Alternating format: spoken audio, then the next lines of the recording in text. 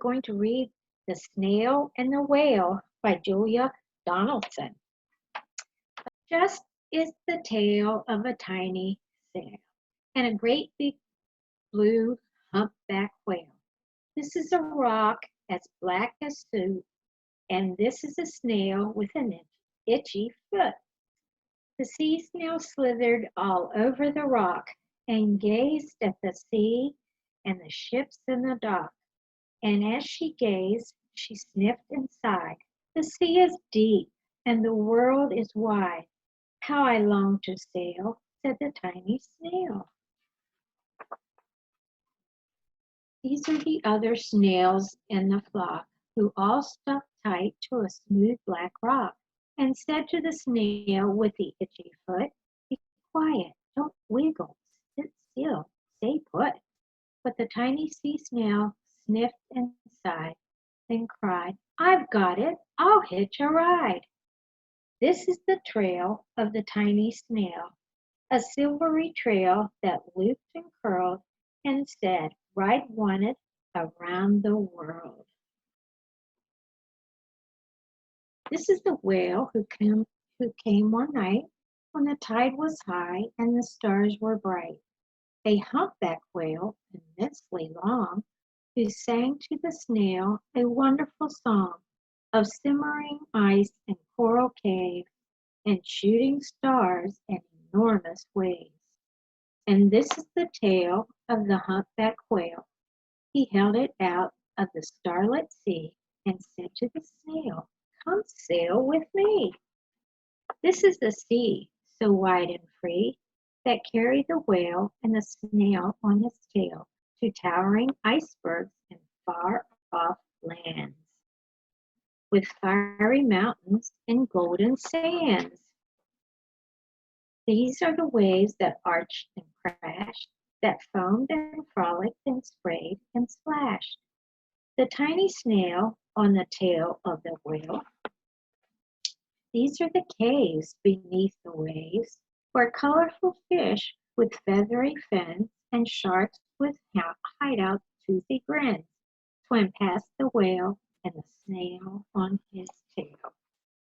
This is the sky so vast and high, sometimes sunny and blue and warm, sometimes filled with thunderstorms, with zigzag lighting, flashing and frighting the tiny snail on the tail of a whale.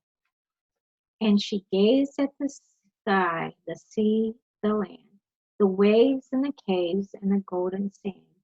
She gazed and gazed, amazed by it all, and she said to the whale, "I feel so small." But then came the day the whale lost his way. These are the speedboats running a race, zigging and zooming all over the place, upsetting the whale with their ear-splitting roar, making him swim too close to shore. This is the tide slipping away, and this is the whale lying beached in a bay. "Quick, off the sand, back to sea," cried the snail. "I can't move on land, I'm too big," moaned the whale. The snail felt helpless and terribly small. "Then I got it," she cried, and started to crawl. "I must not fail," said the tiny snail.